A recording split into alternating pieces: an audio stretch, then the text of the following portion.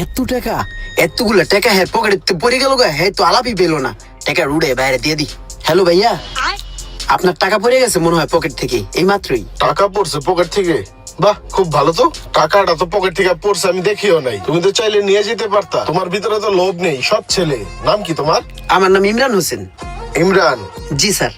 বস, আমার পরিচিত গ্রাম থেকে আজকে আসছে। ও বেকার, ওর একটা চাকরি দরকার। আমাদের এখানেও তো একজন লোক দরকার, ইমার্জেন্সি। বেলাল, তুমি এক কাজ করো, ওকে রাইখা দিই নাকি? জি বস, আমি সব ধরনের কাজ করতে পারবো। এই চাকরিটা হইলো আমার অনেক ভালো হইলো বস। সমস্যা নাই, তুমি আজকে থেকেই এই দেখাশোনার দায়িত্বটা পালন করো। জি বস। থাকো। আসসালামু আলাইকুম। ওয়ালাইকুম আসসালাম। বস, একটা কথা শুনেন। ও আমার পরিচিত ঠিক আছে, গ্রাম থেকে আসছে।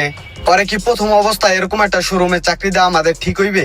বস, আমার মনে হয় কি চিন্তা ভাবনা কইরা যাচাই বাছাই কইরা আমাদের রাখা দরকার।